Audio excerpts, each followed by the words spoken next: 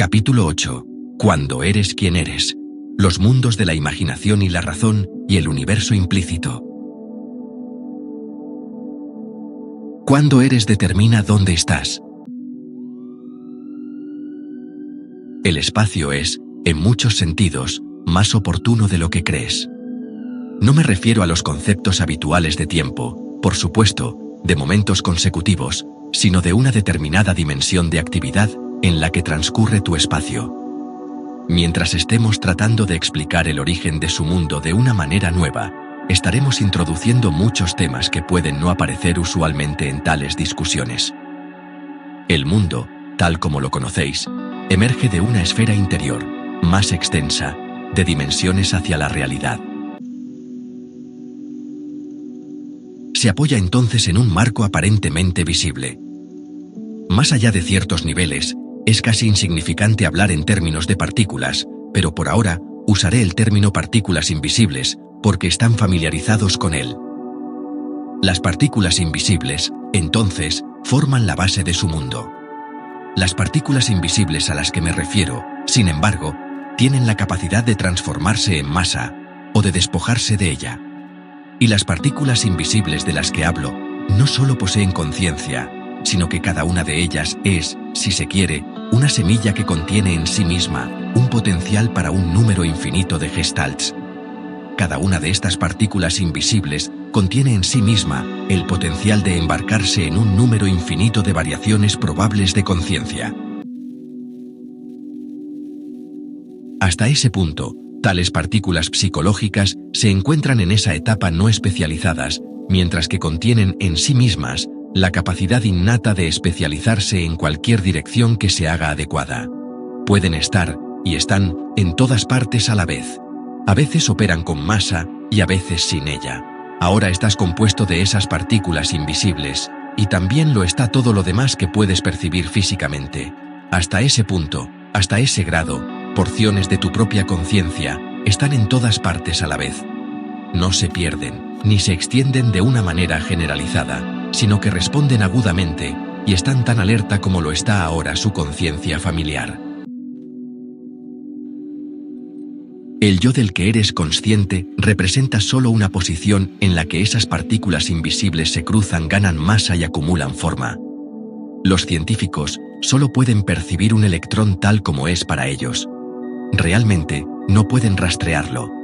No pueden estar seguros de su posición y su velocidad al mismo tiempo. Y hasta cierto punto, lo mismo se aplica a tu conciencia. La velocidad de tus propios pensamientos te quita esos pensamientos, incluso mientras los piensas, y nunca puedes examinar realmente un pensamiento, sino solo el pensamiento de un pensamiento, porque lo eres, estás en todas partes a la vez. Soy muy consciente del hecho de que apenas se puede seguir ese movimiento psicológico. Como veremos más adelante, tu imaginación puede llevarte hacia algún reconocimiento, incluso hacia alguna comprensión emocional, de este concepto. Si bien tus habilidades de razonamiento al principio pueden flaquear, eso es solo porque has entrenado tu intelecto para responder de manera limitada. Hay lo que llamaré intervalos de percepción. Por lo general, eres consciente de eventos que son neurológicamente significativos, y esa sincronización neurológica es el resultado final de una serie infinita de secuencias. Esas secuencias son áreas en las que ocurren actividades. Cada conciencia dentro de cada área está sintonizada en su secuencia apropiada. Cada área se basa en las demás. Las partículas invisibles son el marco sobre el que se forma tu cuerpo. Por ejemplo, se mueven más rápido que la velocidad de la luz, pero no estás mareado. Usted no tiene conocimiento de tal movimiento. Estás sintonizado con una secuencia diferente de acción. Hay, pues, mundos diferentes que operan con diferentes frecuencias, a diferentes intervalos. Son conscientes en otros momentos, aunque estés neurológicamente equipado para percibir tus propias estructuras de intervalos. Cuando hablo del tiempo, no me refiero simplemente a otros siglos, tal como ustedes los conciben. Pero entre los momentos que conoces y que neurológicamente aceptas, hay otros tipos de momentos, si lo prefieres, otras versiones del tiempo, y otros tipos de logros y realizaciones que no dependen de tus ideas habituales de, digamos, el crecimiento a través del tiempo. Algo de esto puede parecer bastante difícil a primera vista, pero sé que todos ustedes son mucho más inteligentes de lo que creen que son, mucho más intuitivos. Sé también que estáis cansados de los cuentos sencillos que os cuentan como si fuerais niños, y que vuestras mentes y vuestros corazones anhelan retos que valgan la pena. Quieren extenderse lo más posible, porque cada uno de ustedes ha nacido con ese impulso hacia la realización de valores. Es solo porque, particularmente en vuestros tiempos, os habéis entrenado para limitar la naturaleza de vuestras propias conciencias que tales ideas parecen extrañas. Hasta ahora han creído que deben entrenar sus grandes imaginaciones y sus inteligencias para limitarse a sí mismas y a sus actividades al mundo físico, tal como se les ha dicho que existe. Sin embargo, en la infancia, antes de que ustedes dieran rienda suelta a su imaginación, cada uno de ustedes tenía sus propios sueños, sueños que los despertaban a otras partes de sus propias identidades. Hay muchas experiencias abiertas para ti ahora, si puedes ser lo suficientemente libre como para permitirlas, que te darán vislumbres de esos otros intervalos en los que tienes una realidad. Me ocuparé de algunos de estos ejercicios más adelante en el libro. Todos estos métodos, sin embargo, son inútiles si tus creencias te frenan, por lo que el objetivo principal de todos mis libros es aumentar tus propias áreas de pensamiento y especulación. Cuando Joseph, como me llama Seth, leyó la última sesión, se preguntó si las partículas invisibles a las que me refería eran o no las mismas que las unidades de conciencia de las que he hablado antes. Se suponía que él debía hacer la pregunta, y también lo hacía cada lector. Por un lado, aunque me doy cuenta de la importancia de términos específicos, no quiero que usted, como lector, se vuelva tan dependiente de los términos que, al encontrarse con uno que haya leído antes, lo categorice instantáneamente. Por otra parte, cada vez que vuelvo a introducir tal información, lo hago desde otra dirección, por así decirlo, de modo que usted, como lector, debe abordarla también desde un ángulo diferente. De esa manera, te familiarizas con ciertos conocimientos desde una variedad de puntos de vista.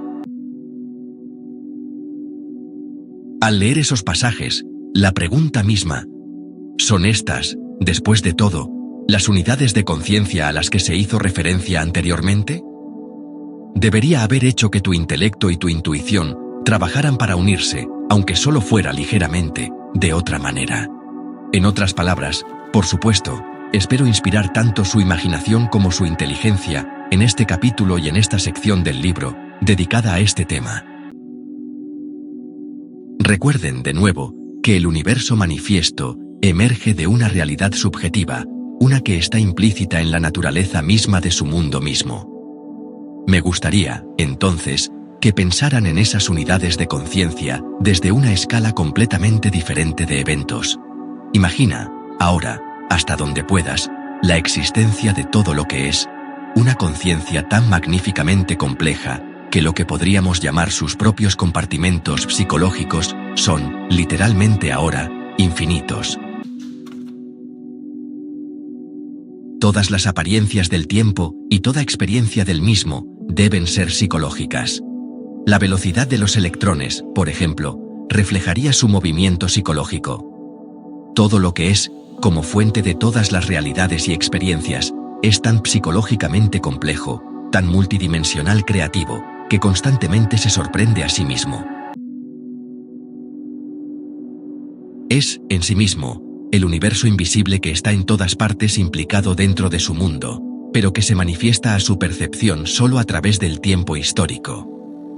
Por lo tanto, todo lo que es se dispersa a sí mismo, de modo que es, por un lado, una entidad subjetiva masiva, una estructura psicológica, y por otro lado, también se dispersa en el mundo fenoménico. Es, en todos los sentidos de la palabra, divina, pero dispersa incluso esa divinidad, de modo que en vuestros términos, cada unidad de conciencia contiene dentro de sí misma esas propiedades de divinidad. Todo lo que es no tiene una sola imagen, sino que está dentro de todas las imágenes, sean o no manifiestas. Tus pensamientos son los socios invisibles de tus palabras, y la vasta subjetividad no declarada de todo lo que es, está de la misma manera detrás de todos los fenómenos declarados o manifiestos. En esos términos, es básicamente imposible que cualquier especie dada se extinga. Puede desaparecer por un tiempo, volverse inmanifestado por un tiempo en los acontecimientos históricos. Los patrones genéticos de cualquier especie residen, por supuesto, principalmente en el banco genético de esa especie, pero ese banco genético no existe de forma aislada, sino que está conectado de manera invisible con la composición genética de cada especie. Hay innumerables relaciones entre especies que no se reconocen. Las generaciones de todas las especies interactúan. Las señales genéticas no se desencadenan por la proposición, obviamente, de que una especie exista sola en el planeta, sino también en respuesta a secuencias genéticas que operan en todas las especies combinadas. El sistema genético, una vez más, no está tan cerrado como se suponía. Esto se debe de nuevo a que las unidades básicas de conciencia que acumulan la materia, que forman la materia, están dotadas de una agudeza subjetiva. Esto también explica mi afirmación anterior, de que, en términos generalmente entendidos, el medio ambiente y sus creaciones evolucionan juntos. Tu posición en la escala de la conciencia te inclina a categorizar las conciencias, de modo que solo tu propia marca familiar parece encajar en la definición. Así que de nuevo aquí te recuerdo que la conciencia está en todas partes en los términos más profundos, porque todo lo que es, se dispersa a través de la realidad física. Todas las partes de esa realidad tienen sus propios derechos a la existencia y los propósitos dentro de ella. Lo mismo hacen, por supuesto, todos los pueblos y las razas. Tu imaginación te ayuda a llevar elementos de ese universo interno implícito a la realidad. Obviamente, su imaginación no está limitada por el tiempo. Puedes imaginar eventos pasados y futuros. Vuestra imaginación siempre os ha ayudado a formar vuestras civilizaciones, vuestras artes y vuestras ciencias, y cuando se unen a vuestros procesos de razonamiento, pueden aportaros un conocimiento sobre el universo y vuestros lugares en él, que no podéis percibir de ninguna otra manera. Ahora bien, recuerde que estas unidades de conciencia de las que he estado hablando no son neutrales, matemáticas o mecanicistas. Son los paquetes de conciencia más pequeños imaginables que puedas imaginar, y, a pesar de cualquier idea en contrario, básicamente la conciencia no tiene nada que ver con el tamaño. Si ese fuera el caso, se necesitaría más que un globo terráqueo del tamaño de un mundo para contener la conciencia de una sola célula. De modo que tu vida física es el resultado de un espectacular orden espontáneo, el orden del cuerpo formado espontáneamente por las unidades de conciencia. Su experiencia del mundo está determinada en gran medida por su imaginación y su capacidad de razonamiento. Estos no se desarrollaron a lo largo del tiempo, como se creía evolutivamente de manera habitual. Tanto la imaginación como la razón pertenecieron a la especie desde el principio, pero la especie ha utilizado estas cualidades de diferentes maneras a lo largo de lo que se considera un tiempo histórico. Hay un gran margen de maniobra en esa dirección, de modo que los dos pueden combinarse de muchas maneras alternativas, y cada combinación particular te da su propia imagen única de la realidad y determina tu experiencia en el mundo. Vuestras muchas civilizaciones, históricamente hablando, cada una con sus propios campos de actividad, sus propias ciencias, religiones, política y arte, todas ellas representan diversas formas en que el hombre ha utilizado la imaginación y la razón para formar un marco a través del cual se experimenta una realidad más o menos cohesiva. El hombre entonces ha enfatizado a veces el poder de la imaginación y ha dejado que su gran luz dramática ilumine los acontecimientos físicos que lo rodean, de modo que se vieron en gran medida a través de su molde. Los acontecimientos exteriores, en esas circunstancias, se convierten en imanes para atraer la fuerza dramática de la imaginación. Los eventos internos se enfatizan sobre los exteriores. Los objetos del mundo se vuelven entonces importantes no solo por lo que son, sino por su posición en un mundo interior de significado.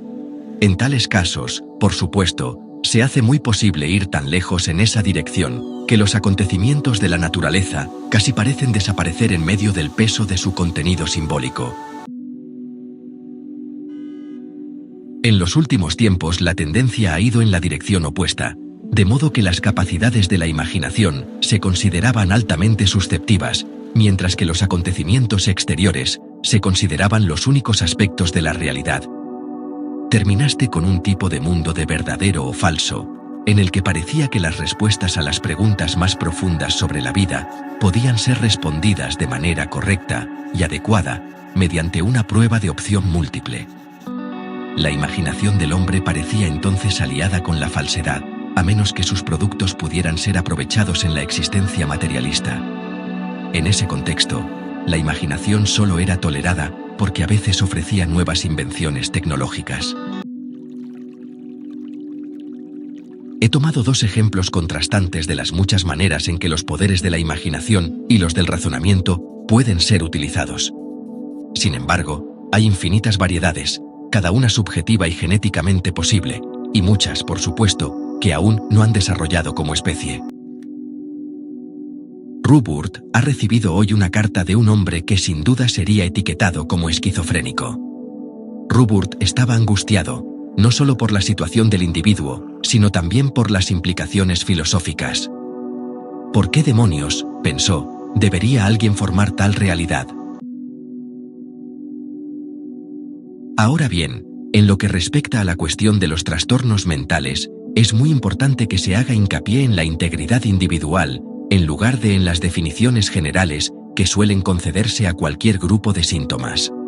En muchas de estas circunstancias, sin embargo, tales individuos están combinando la imaginación y la capacidad de razonamiento, de maneras que no están de acuerdo con sus períodos históricos. No sería del todo descabellado, aunque algo exagerado, afirmar que los hombres que acumulan armas nucleares para preservar la paz están locos. En vuestra sociedad, tales actividades están, de una manera que se me escapa por completo, de alguna manera bajo la etiqueta de humanitarismo. Tales planes no se consideran descabellados, aunque en el sentido más profundo de esa palabra, sí lo son. Hay muchas razones para tales acciones, pero un énfasis excesivo en lo que piensas como las habilidades de razonamiento, en oposición a lo que piensas como las habilidades imaginativas, es al menos parcialmente culpable. En el caso del hombre que escribió Ruburt, tenemos una mezcla de esas características en las que los acontecimientos interiores, los acontecimientos de la imaginación, arrojan una luz demasiado fuerte sobre los acontecimientos físicos en lo que concierne a la mezcla socialmente aceptada.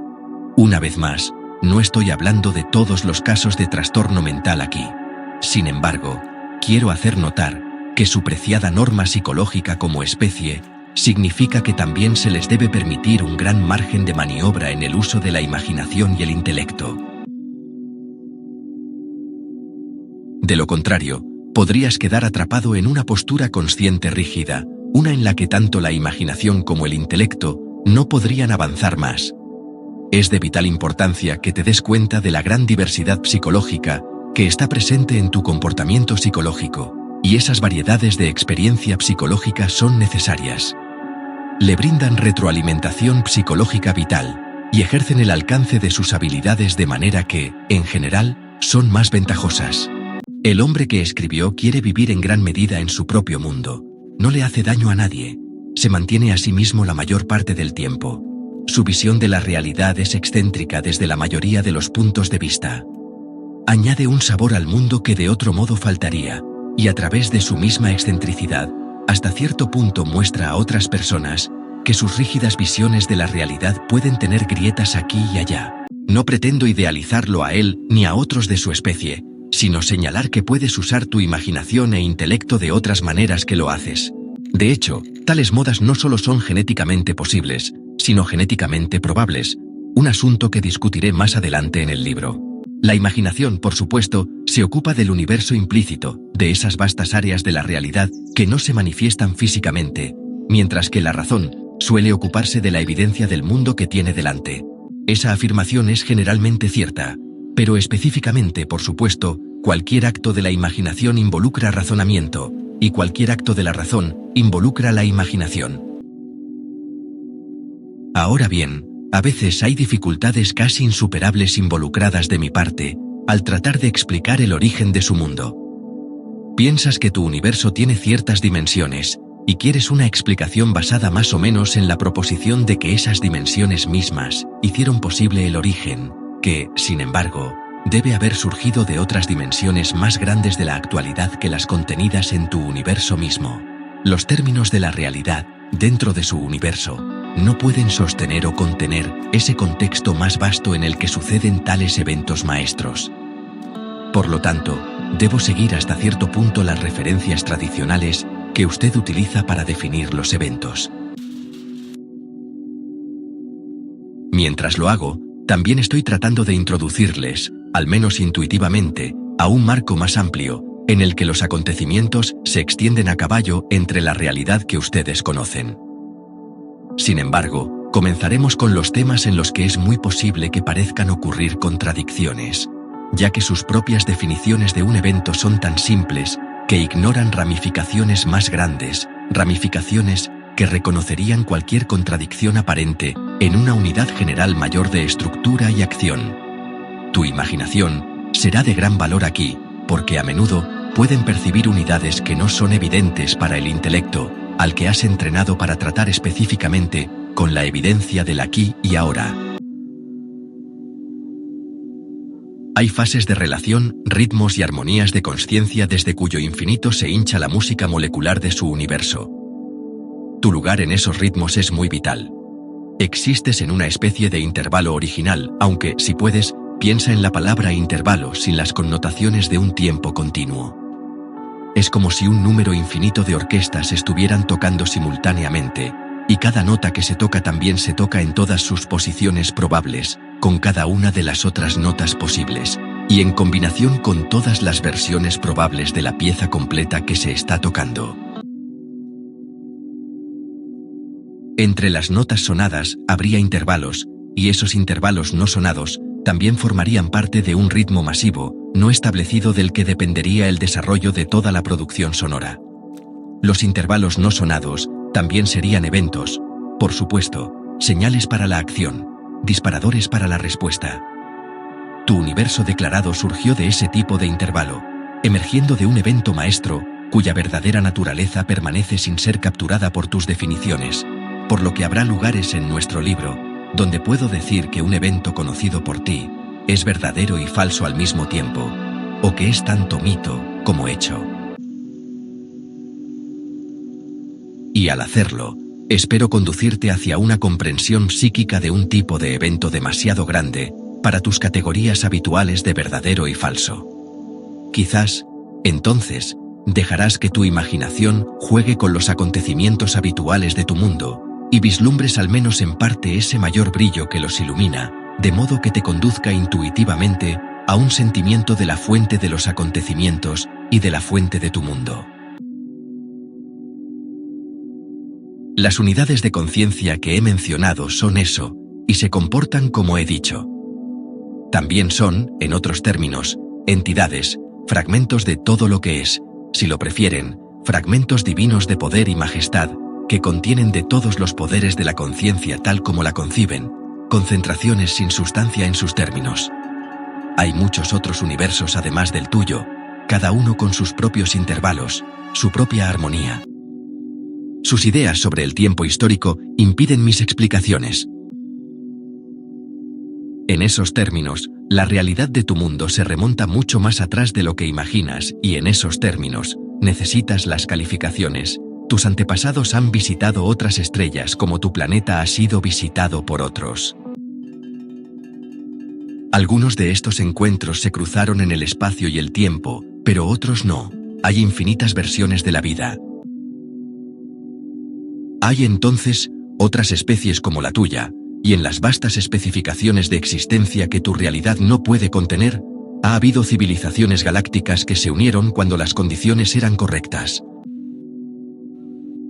El marco del tiempo no existe como usted cree. Obviamente, los intervalos de existencia no son lo mismo. De maneras imposibles de explicar, hay lo que solo puedo llamar pasadizos internos en todo el universo.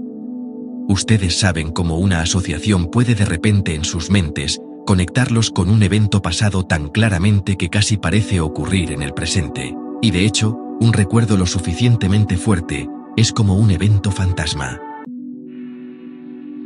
Por lo tanto, hay procesos que funcionan como asociaciones, que pueden proporcionar pasajes a través de las formas del universo, que de otro modo estarían estructuradas en el tiempo. Estos pasadizos son simplemente una parte de la naturaleza mayor de los acontecimientos que ustedes no perciben. A veces su especie ha viajado por esos pasadizos, y muchos de sus mitos representan recuerdos fantasmas de esos eventos. Hay un ritmo, de nuevo, en toda la existencia, y así, en vuestros términos, vuestra especie regresó a su planeta de origen, para renovar sus raíces, refrescar su stock natural, para volver a la naturaleza, para encontrar consuelo de nuevo en medio de la dulce herencia antigua del crepúsculo y el amanecer. El planeta ha experimentado muchos cambios. Ha aparecido y desaparecido muchas veces.